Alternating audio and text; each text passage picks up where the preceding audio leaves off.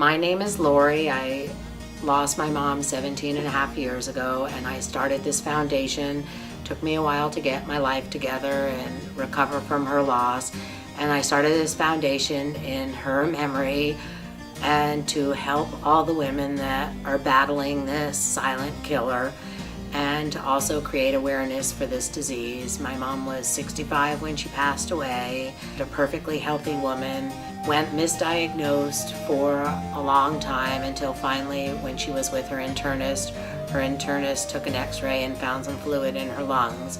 My mom was very proactive. She was in the medical field, she was an occupational therapist, went to her gynecologist every year. Since there is no real safe or secure or accurate early detection tool, weight gain, bloating, stomach upset, acid reflux, not feeling good, chronic cough. Well, I can't get ovarian cancer, I don't have ovaries. Does ovarian cancer really start in the ovaries, or is it just affected?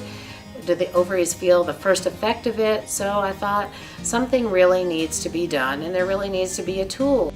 In 2006, my sister Brittany was diagnosed with ovarian cancer in May. 2 months later, she passed away. Originally, Brittany had an ovarian tumor. When they operated to remove the tumor, it was borderline cancerous. And that was about 2 years prior to this May 2006 discovery. She went to the doctor, they monitored her, there was no signs that there was any cancer there. And in maybe March 2006, she started having abdominal pains. Her physicians really couldn't figure out why.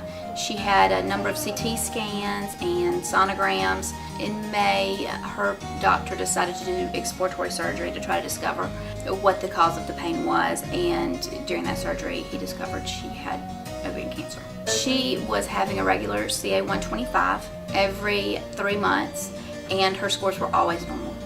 Pap smears do not check for ovarian cancer, and there's no reliable screening test for ovarian cancer, and that's something that a lot of women are not aware of. My family became involved with the Norma Livingston Foundation shortly after Brittany's death. Within the next few weeks, we sat down and we talked to Lori Livingston from the foundation. Then we decided that we would partner with the foundation to develop an ovarian cancer card tag in the state of Alabama.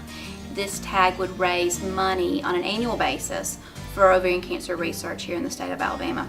In May of 2007, I was diagnosed with ovarian cancer. Prior to that, I had been feeling not quite myself, but I couldn't put a handle on it. I just knew that something wasn't quite right. Went to see the doctor because of some bloating and some abdominal pain. They sent me for an ultrasound.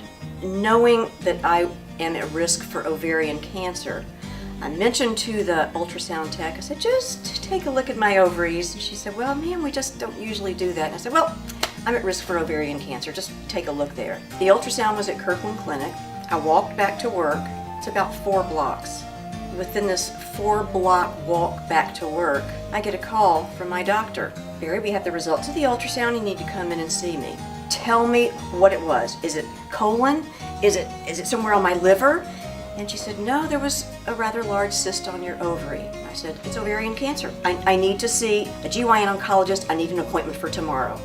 My doctor read to me what this report says. I'm a nurse. Reproductive health care is my area. You're not describing a cyst, which is like a balloon. You're describing a big growth that's like a cauliflower. I have the surgery within about 2 days. Yes, in fact, it's ovarian cancer, this is what the stage is. My life was going to be changed from that point on forever. What I wanted was for my life to continue. Everything I read was to the contrary. Everything was very, very scary. And you just kind of have to take one step at a time. There were so many people that just came out of the woodwork, people that wanted to tell you their story. Everybody who had a story, it was about somebody who was dead. And I just thought, that's not going to be me.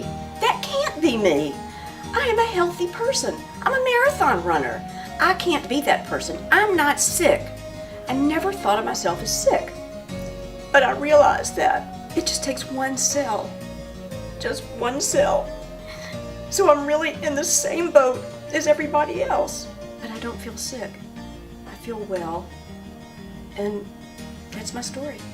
I think that when we hear the term research, we don't exactly understand what that's going to mean, because I think that a lot of people hear this term, yeah, we want to have a cure for cancer, and we don't see a cure for cancer. So what we don't see is all the little bitty advances. Curing cancer, that's a big thing, but all these little teeny steps, we forget about them. A better treatment, a better diagnostic tool, better medicines to help with side effects, better training for nurses to know what to expect for chemo patients.